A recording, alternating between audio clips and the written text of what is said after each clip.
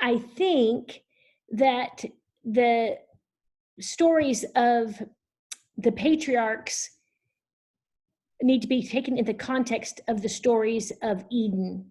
And we have in both Genesis, Moses, and Abraham the commandments to Adam and Eve about being fruitful and multiplying, replenishing the earth, to cleave unto your wife. And then they begin to divide off 2 by 2 in the land.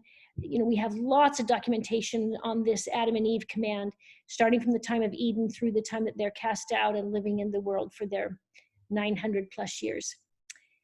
So historically, as we look at how marriage was, the paradisiacal law appears to have been one man, one wife. And when we look at the Book of Mormon in 600 BC, give or take 50, 80 years, Jacob is told, and this is what Joseph had been studying a couple years before, save it be one wife. This is Jacob chapter 2, these beautiful verses where Jacob's chewing out the Nephites for not taking care of their marital relationships. Unless the Lord commands you to raise up seed unto me, and then the Lord will command my people. Otherwise, it's one man, one woman. We know those verses well. About 500 years later, the Lord is asked by some antagonistic Sadducees and leaders, elders, about this levirate marriage, when the big brother has to take the widow's wife. The big brother is killed, and then the next brother marries him, and the next brother marries him, and takes care of the widow, so that there's no opportunity for the widow to be homeless and without enough funds to take care of her children and to raise up seed to the first spouse. So then they ask him, what, and Jesus answers when they say, whose wife is she in heaven? Jesus says, I think you've misunderstood.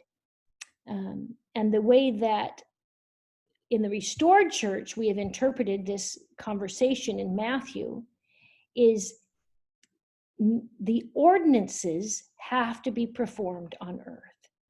They are not given in marriage in the heavens.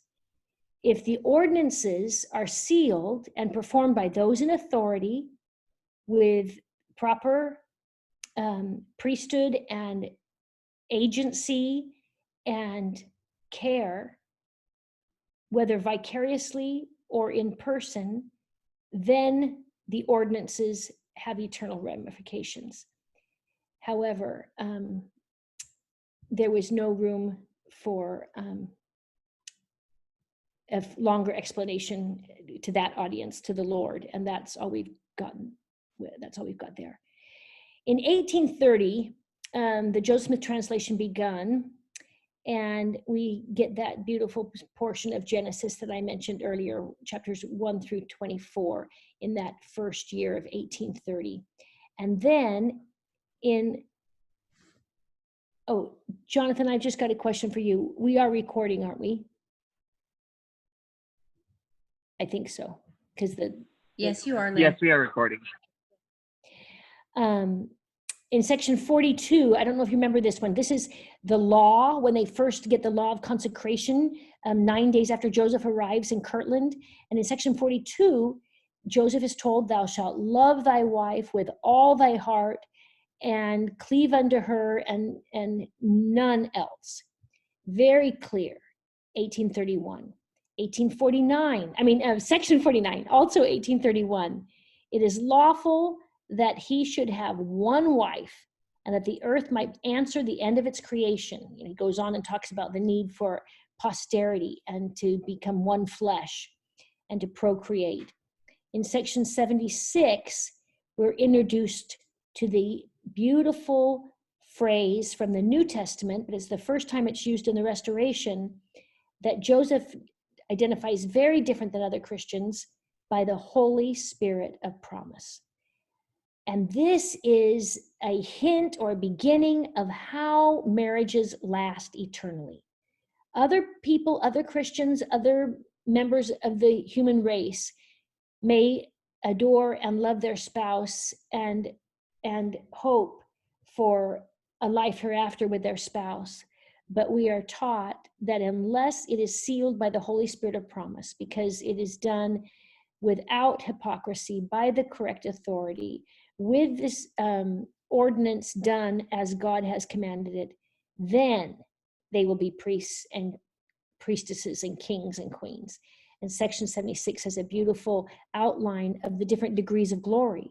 And if you are not sealed by one who has authority, then you will not maintain the celestial lifestyle in the life hereafter. As most of us don't need a review on that one, but I just wanted to make sure that you saw that these things are all leading up to, there it is, July 7th, 1833. They finished the translation of the Bible. So we assume that Joseph has had the revelation by this time. And there is some evidence that he received it as early as 1831. The sealing keys, though, are not given from Elijah until 1836 on that Easter morning, where the 1 week after the dedication of the Kirtland Temple. And by July 1843, sections 131 and 132, and I think I wrote the wrong date. I think this is supposed to be 1842. I'll need to change that. I think I got that wrong. I'm pretty sure that's 1842. If someone can look that up for me, I'm just going to make sure we get this right. There you go. Oopsies. 1842. What was marriage like in America? I was fascinated to see how long it took for divorce to be possible. Many marriages in the early 1800s were still arranged. Most marriages were marriages of convenience and political correctness, and a few marriages were completely infatuated, sprinkled by Cupid, adorned by armfuls of love.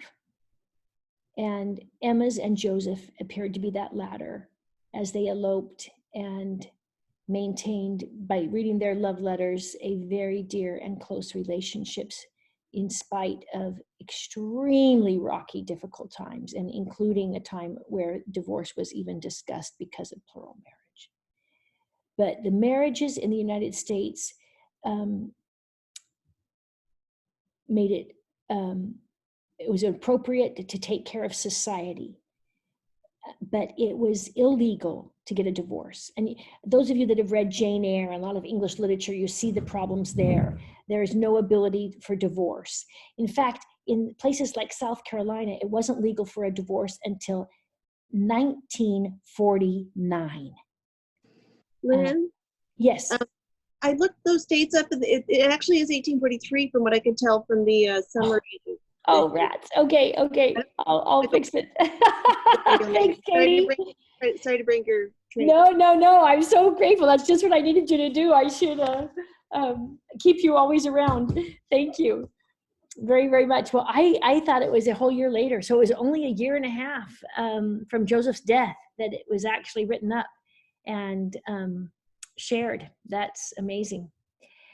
Joseph was extremely reticent to live this law. And that is an understatement. He absolutely was repulsed by it. And I have a few of his statements. And it also becomes not only the hardest thing he has to do, but the most offensive thing that he does. And I thought people were offended by the fact that he claimed the Bible was not the only scripture, that he claimed the Trinity was false, that he claimed their definition of revelation was false, that he claimed that their way of using the Spirit was false. But this takes the cake. And in America, marriage was so honored, regardless if you cared for each other. You did it out of duty. And for him to mess with that societal detail was highly offensive.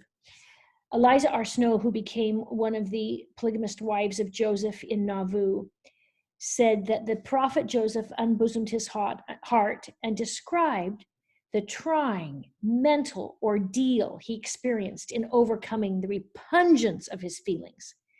The natural result of this force of education and social custom relative to the introduction of plural marriage. He knew the voice of God. He knew the commandment of the Almighty to him was to go forward and to set the example and to establish a celestial plural marriage. He knew that he had not only his own prejudices and prepositions to combat and to overcome, but those of the whole Christian world. But God, who is above all, had given the commandment, and he must obey. Yet the prophet hesitated and deferred from time to time. And he not only deferred out of his own revulsion, but he deferred because he loved Emma. He deferred because it was embarrassing. He deferred because he hoped there would be another way out. Now, his nephew, Joseph F. Smith, whose dad's Hiram, wrote years and years later, in the late 1800s, that the Lord showed Joseph the women who were to engage with him in the establishment of the principle of the church. And at that time, some of these women were named and given to him to become his wives when the time should come that this principle should be established. This is consistent with what we read in the journals of many of these women and many of the people who spoke about what they learned from Joseph firsthand. Although we only have their secondhand accounts, we do not have anything Joseph wrote on it. But this statement by the prophet Joseph F. Smith is consistent with what we read in a lot of the firsthand documents from the women, that Joseph said, "I received your name from an angel." In fact, we have 21 accounts of an angelic visitation, and I'm so sorry that this angel is not the exact portrayal that I had hoped to find with wings and all, and the halo is very beautiful, don't you think? But imagine in your mind a Moroni-looking angel coming to Joseph. And initially in 1834, we have accounts where it says that he was given the information, but it was not time to practice it, which gets in the road with the Fanny Allerger, which is the only Kirtland event. Other accounts say, no, he was to practice it, but it wasn't fully understood then, and Emma did not give permission. But that marriage did not last. The angel comes again in 1840, and by this time, they're in Nauvoo.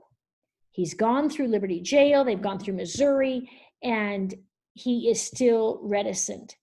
But by 1842, the angel comes with a sword, and Joseph acts. And the angel says to him when he has the sword, and I think I have this on the handout, that if you do not obey, you will be removed from your office. But of these 21 accounts that we have, 20 of them are not written within, that night. They're not written immediately. They're written after the time. So that makes it a little bit tricky. One of them is Mary Elizabeth Rollins, Lightner. And I don't know how many of you remember who she is. She's one of my heroines in church history. She's the little girl who at age 12 asked if she could borrow the Book of Mormon and stayed up all night reading it. And when the prophet found out, he said, keep it for another week and finish. And she's also the one who was in Missouri who grabbed the pages of the Book of Commandments that were being thrown out of the window by the mob and ran into the cornfield and laid on them and prayed that she could be hidden from the mob. So this is who this wonderful woman is. And she became a polygamous wife of the prophet. She is one of those who is married to someone else, and her husband was a non-member. Joseph told me that he was afraid when the angel appeared to him and told him to take other wives. He hesitated, and the angel appeared to him the third time with a drawn sword in his hand and threatened his life if he did not fulfill the commandment. And then later she gave the date that the angel came in February 1842. That's where I got the 42, Katie. It was from this, not the revelation being recorded. This is interesting because it comes from the hand of a man instead of the wives' accounts. But in the fall of the year 1840, Joseph Smith taught him the principle of celestial marriage, or plurality of wives. and that he said that Joseph Smith declared that he had received the revelation from God on the subject, and that the angel of the Lord had commanded him, Joseph Smith, to move forward in the said order of marriage. In 1880, this wonderful Joseph Noble said that Joseph spoke of unfolding to him the eternity of the marriage covenant to convince him of the truth of which was no small matter. Joseph bore testimony that he received a revelation on this principle in Kirtland, but the Lord told him not yet. So we're hearing Joseph Noble saying that 30, 40 years, 50 years later. So keep that in mind. It might be exactly accurate, but we know memory is not as good as a first-hand account written the day of. The angel of the Lord came to him in Nauvoo and told him the time had come. And I believe that he was instrumental in Joseph's pattern usually was to go to the brother or a father or a family member, a guardian, and request the hand, and then go to the young woman and ask her to pray about it. And when the marriage was, if and when the young woman received her own witness, then the marriage was performed. But this is why he became involved with that. Eliza R.'s quote that I had from before from her biography, later on, she says, the prophet hesitated and deferred from time to time until the angel of God stood by with him with a draw sword and told him that unless he moved forward and established plural marriage, his priesthood would be taken from and he should be destroyed. So it wasn't just that he would be killed now, but it would be killed later. So that is her reference to the angel. Before we go on to the Abrahamic sacrifice, I want to just mention a couple of the things that I forgot when I had that American thing up there. The sweet thing about these sources is Joseph did not practice it only because the angel was there. But it appears that this was a significant part of Joseph's willingness to carry it out. The carrot was not something he wanted to eat. You know what? And it wasn't until a spanking came around that. There, okay, thank you. If I want to turn it off, what do I do? Can you guys hear me okay? Can you go this? Yeah, someone's just Yes, we can hear put you. on their mute. Great. Someone just needs to put on their mute. Check your mutes just to make sure they're on. Some of you may know by this time that marriages are legally in America at 14, and there are many marriages at 12 and 13. Most of them, though, were not actually moved into bed and board, shared board and board, until the young girl was 14. But they could have been betrothed. And some of Joseph's marriages, I think betrothal is a better word if we look at it in the biblical sense of making covenants that are sacred and binding, but not sharing bed and board. And many of Joseph's fit into that category as well. But there are, I don't want to suggest that the only reason why Joseph lived this law is because his life was threatened. I do believe that he too went through the same process that he asked the women to go through, and he received a witness from God, and he prayed for strength. And I just love this. The prophet himself had a really hard time doing this. And those of us that are suffering from addictions or suffering from bad habits or suffering from a lack of faith or suffering from any weaknesses that you can imagine, take heart.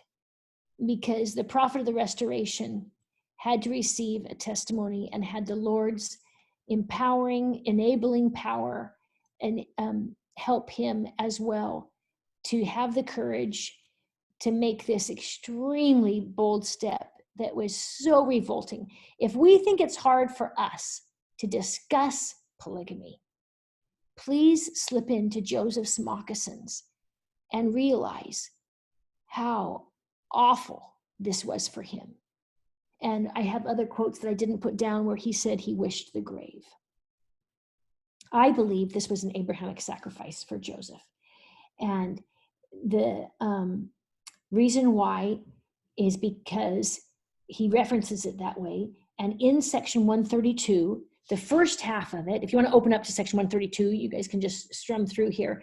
The first half, after verse 4, where it announces what's happening, that first half is all about the wonderful sealing power and the promises that are going to be given for eternal marriages, that we maintain our gender, that we maintain the ability to procreate. And if you are worthy of a celestial glory, you then will be worthy of having a sealed relationship that can carry on.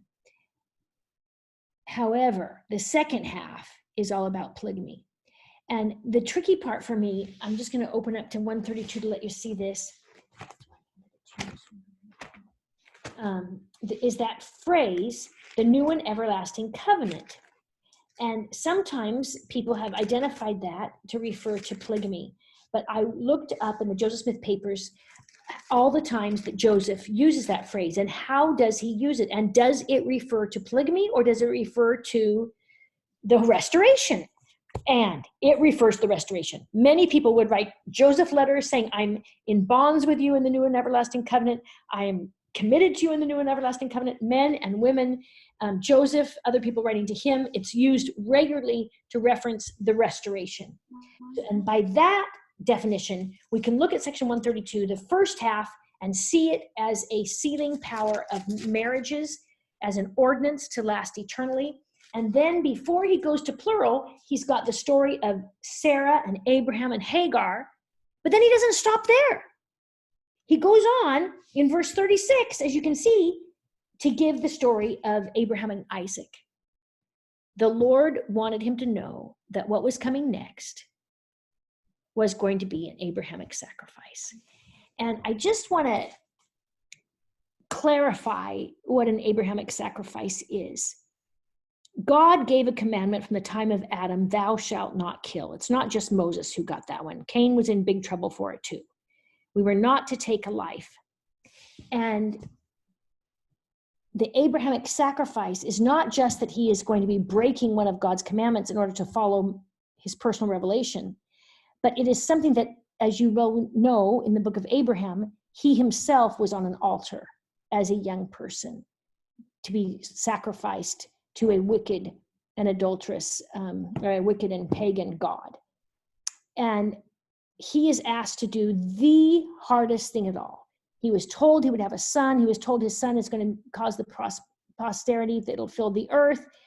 It makes no sense to follow the personal revelation. It breaks every commandment he has been living his entire life. And yet, an Abrahamic sacrifice is following you know so well the voice of the Lord that you follow the voice of the Lord over the older commandments. However, as soon as the Abrahamic sacrifice is lifted, you go back and you live the law. The law is only interrupted for the period of the Abrahamic sacrifice. And then the Lord sees your willingness to have the same voice as we heard the Savior in Gethsemane, thy will, not mine, be done. And this, I believe, for Joseph, was an Abrahamic sacrifice. And I think that's why the Lord put it right there in the middle of that text. Zina Huntington also became a plural wife of the prophets. And she said, a greater sacrifice than to give, when she was asked, she said to herself, about herself, that becoming a plural wife to Joseph would be a greater sacrifice than to give my life. I would rather give my life than do this. And then she describes spending the night in prayer and receiving a witness that it was of God. And she said, I obtained a testimony for myself that God had required that order. So she didn't go in skipping and dancing, but she knew it was the will of God, and she was willing to do it. Joseph said, the practice of this principle would be the hardest trial the saints would ever have to test their faith. And many still deal with that challenge. But like most Abrahamic sacrifices, it was just breaking the Edenic, the law given to Adam and Eve for a short period of time. And according to the Book of Mormon, it was to raise up seed, and then it was back to the monogamous relationships. And that's where we stand now as members of the church. A lot of people asked questions about some of the details of Joseph's polygamy. And the people who have spent their entire life studying this have only found one incident in Kirtland, and that's Fanny Alger, and then over 30 in Nauvoo. And the timing of that is interesting. In May of 1835, we start getting these little hints that he has had the revelation. This is W.W. Phelps, you know, the wonderful dear friend of the prophet. And he writes to his wife, Sally, and he says, "A new idea, Sally. If you and I continue faithful to the end, we are certain of being one in the Lord throughout eternity." Now, someone wrote a question about whether or not other faiths would have this opportunity. And my thought is everyone in the whole world will have this opportunity. That's the whole reason why we do temple work for those who have passed on. But it is only those who are willing to live their covenants in this life or beyond when they hear about them that will have that opportunity. But it has to be done as an ordinance in order to have that opportunity to live forever with your family. Also starting in 1835, we see Emma writing letters to Joseph, ending it, "Yours forever." And Joseph also, "I am yours forever, your husband, Joseph." I think actually Emma's was in May and Joseph's was in November, but I'm not positive on the dates, since I didn't write them down right there, but it's in your handout. November 24th, this is the prophet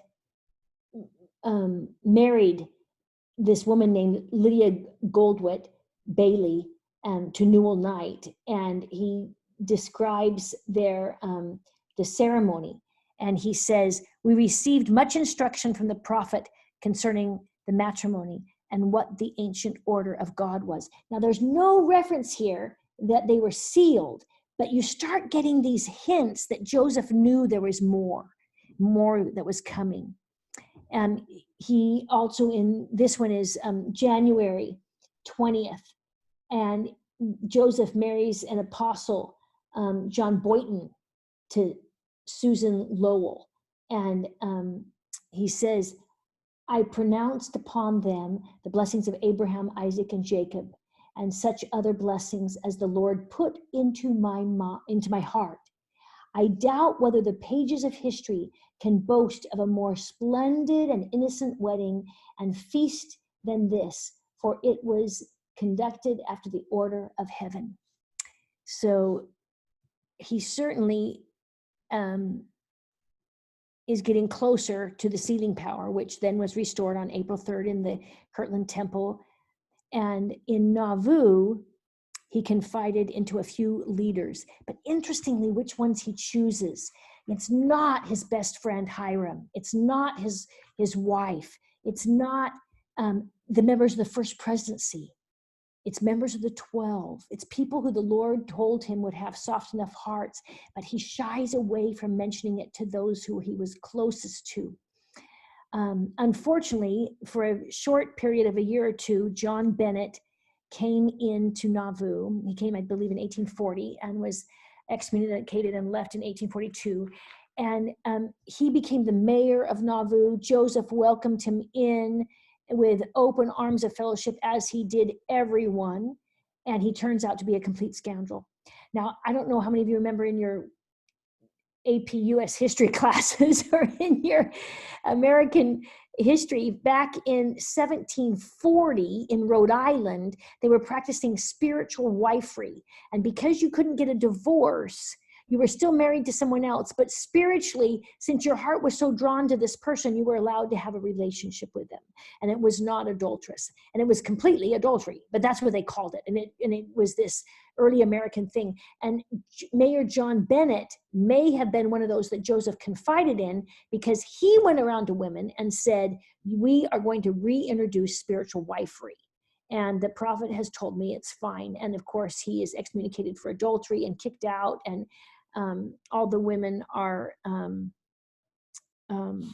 released from responsibility, according to Joseph, because it was such a scandal and a scam, which then complicated, of course, the news of plural marriage.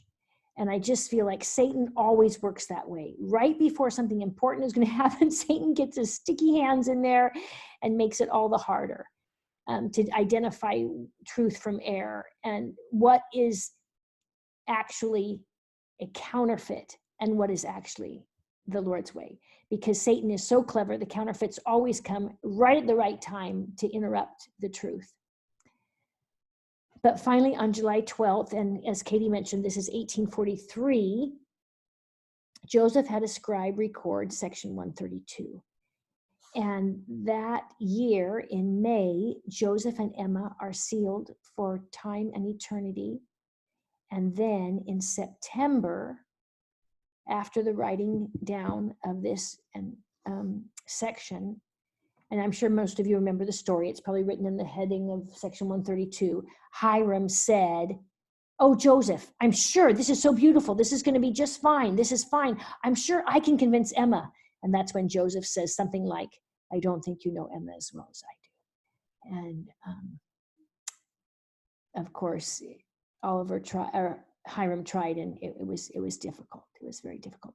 But in that September of 1843 is when Joseph and Emma receive the crowning ordinances of exaltation.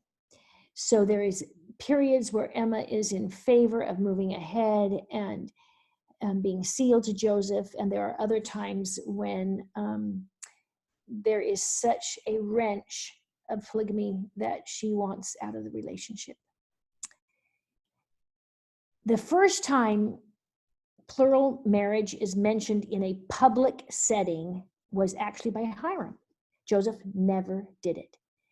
And on April 8th, 1844, do you remember April 6th, I believe, was when Joseph gave the King Follett's discourse, or maybe it was April 2nd or 3rd, but it was just at that general conference period of time where Joseph gave the King Follett's discourse at the funeral sermon for wonderful Brother Follett, who died in digging as well. But Hiram said, I married me a wife, and I am the only one who ever had right to her. We had 5 children, and the covenant was made for our lives because she fell into the grave before God showed us his order. But God has shown me that his covenant, pardon me? April 7th. Oh, it was April 7th, it was King Follett. Yeah, okay, sorry. God has shown me that his covenant is dead and had no force. Neither could I have had her in the resurrection. But we should be as the angels, and it troubled me. President Joseph Smith said that you can have her sealed to you upon the same principles as you can be baptized for the dead. So I inquired, what can I do for any second wife? You can also make a covenant with her for eternity and have her sealed to you by the authority of the priesthood. I named the subject to my present wife, and she said, I will act as a proxy for your wife that is dead, and I will be sealed to you for eternity myself. For I never had any other husband, and I love you, and I do not want to be separated from you, nor be forever alone in the world to come. What honest man or woman can find fault with such a doctrine as this? None. It's the doctrine not to be preached in the world, but to the saints who have obeyed the gospel and gathered to Zion. It is glad tidings of great joy. So this is Hiram's perspective of it. He wants Jerusha, his first wife, and he wants wonderful Mary Fielding. And she's the woman who crosses the plain and anoints her oxen. That's our wonderful Mary Fielding. She wants both. She is the mother of Joseph F. Smith and the grandmother of Joseph Fielding Smith. And she is willing to jump in, and that's how it is presented in the public for the first time. But there were many theological differences with polygamy and most people's understanding. Even now, Joseph's theology is not just for procreation.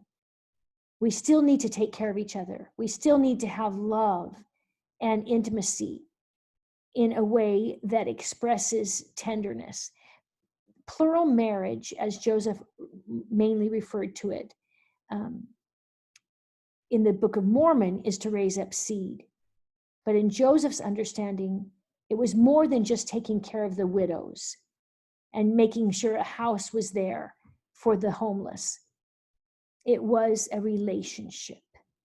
And this is difficult for Emma. It's difficult for anyone in a monogamous relationship. And it's difficult for us to even wrap our arms around it. But I wish we could have a raise of hands right now. How many of you on one of your ancestral lines came from some sort of a polygamous line? Because the raise of hands is far more than I realize. In 2013, I asked for that in the chapel of the Stanford Institute building. And we had a whole summer group of interns there. But even 6, 7, 8 generations out from this, over 50% of the group of 120 kids gathered there, 120 of us gathered there that night, had a hand raised. Which lets me know that those people who sacrificed for the Lord, and it was a huge sacrifice on the men and the women and the children, were blessed because their posterity knew of their sacrifices. There are also many misunderstandings. I don't have my watch on. Can you tell me when I've got 10 minutes? Okay. And obviously the advertisements in the newspapers were just to get humor going. But this is really unfortunate because there are so many misunderstandings that many people actually lose their faith over these issues. And I don't want to go out on a limb. I just want to defend Joseph's integrity. This was far harder for him than we can ever imagine. And it was his Abrahamic sacrifice. And I just feel like anytime we are going to speak ill of the prophet, let's remember our culture and what our culture does to the law of chastity. And before we start throwing stones at the prophet and say, oh, you didn't have to choose that girl.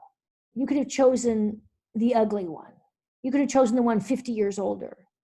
You weren't providing for their money anyway. Why did you choose that pretty one? Before we start throwing stones and calling names, let's just look at our own culture that makes light of premarital and postmarital intimate relationships, that ends in divorce regularly, and also, of course, thinks it's okay to have pleasure by looking at naked men and women in pornography. I just feel like we are in no position to throw rocks, but I do want to address some of the misunderstandings. And some of you have written me some questions, and there are many, many more that we could spend time on, but I only wanted to focus on Joseph's polygamy, not the eternal questions, not Joseph's questions, or not Brigham's questions, and we'll just see how far we can get. If Jacob chapter 2 says we're only supposed to do it to raise up seed, why no offspring? Now, before the DNA testing, there were 12 people who claimed that they may have had Joseph as their father, or at one point, that there was a relative that came out of Joseph that was not Emma's 9 children that they bore together. But since DNA has come to pass, there is one. But unfortunately, that one is unlikely because the very next generation, that woman married into the Smith line. And so to see the Smith genetic markers there is very likely the fact that she came through, the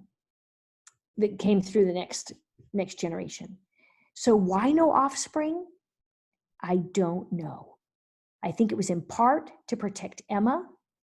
I think it was in part because Joseph did unlike those attacks against him that he was oversexed or wanted to control women or didn't understand women, I think the exact opposite is the truth. I see Joseph as a thriving feminist. He's always been a champion of women. And my experience and my reading of the histories of polygamy is that it was very difficult on them, but we raised up a generation of phenomenally strong women. The first doctors in America, the women who could run their own homes. Why? Because they had to. Because they were living alone, seeing their spouse periodically. And I feel that why no offspring? I think it's because he did not sleep around much. He was not sleeping with these women much. Some of the marriages were consummated, but I don't think much beyond consummation occurred on some of them, and most of them were not consummated. And I've got all that listed in the handout at the bottom as far as Dr. Hale's research so far. Why marry women who are already married? Now this, I don't know if this is the accurate answer. Stephen Harper, in his book called Making Sense of the Doctrine and Covenants, says section 132, verse 41 to 45 says it's not adultery in this situation. I see it a little bit different. If the angel came initially and he says, I can't live this. This is too hard. No one's going to go up. No one's going to go along with this, especially my own wife. And the angel says, here's some women. Well, Joseph waits and waits and waits. And by the time he gets around to it, these women have now been married. And he says, I'm sorry, I'm going to be killed. Would you just pray about it? Can we just be sealed for heaven? I won't touch you. You stay with your husband, but you're married to non-members or you're married to people you don't like. And if you want to be part of my family, we can do it. They had such an unusual idea about it. Men came to Joseph and said, could you please marry my wife as well? And can you please marry my daughters? Because we want to be part of your family. They didn't see it like we do, where we are sealed to a spouse and then our children are sealed to their spouses, and it's the spousal relationship. They saw it as this one great big happy family. And if they could be joined to Joseph, they had a front row seat in heaven.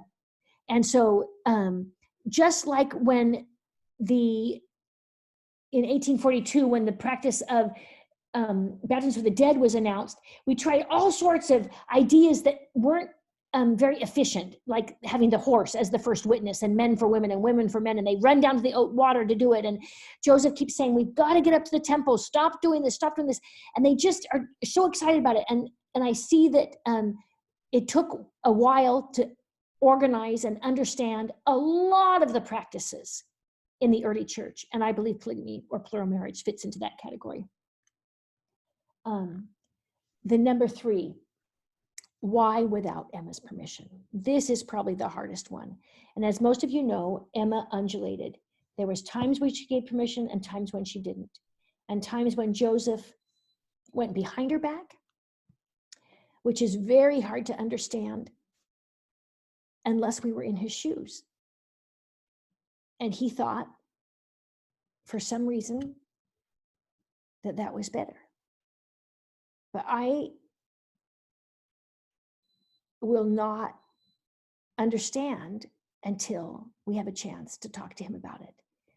Section 132 opens the doorway saying, if she doesn't give you permission, if she doesn't live the law of Sarah, you may move ahead and you will not be condemned. I totally feel for Emma.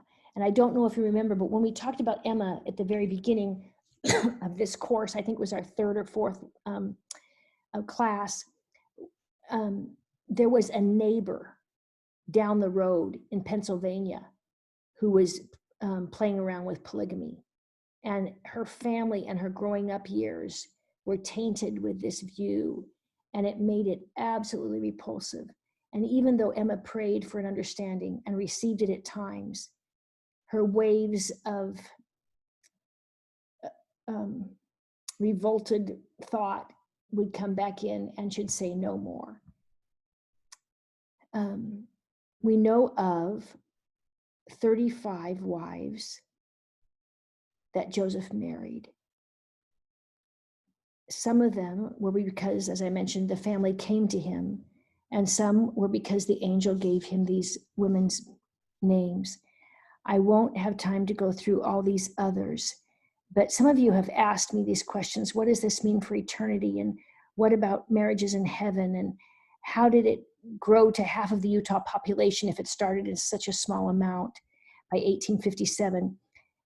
Most of the men were called to do this. Some men requested it, but well over the majority of the people who practice polygamy in Utah only had 2 wives.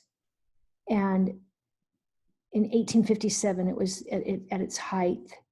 And the vast majority received a call because they had the financial and the spiritual and the emotional means to take care of more people.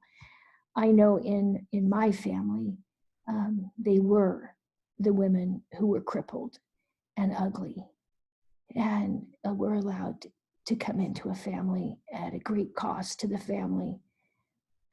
They were the ones who, while crossing the plains, lost the use of their hands and feet, and they were taken in, and the whole family adopted them and allowed her to raise up seed. So it's much more complicated and difficult. The bottom line for me is that I trust God. I have a very, very dear friend who was in the Stanford Singles Ward and was courted and fell in love with a widow with 5 children. And she said, "Lynn, am I getting myself into polygamy?" And I felt inspired by the Lord in that situation to say, I don't think you are getting yourself into anything that you do not want. We can trust God. What you're doing now is following his revelation and inspiration now. And in the heavens, the Lord will iron things out. I know this because when my grandpa was doing temple work for Great Uncle Henry came to him and said, I'd like to get things ironed out, and I'd like to be sealed, and I'd like. And things were changed because the parties used their agency, and at that time wanted it to come to pass. We can trust God, even though this is a difficult situation, and our faith can be rocked by it. If we approach it with meekness and humility, I believe God can soften our hearts and answer our questions.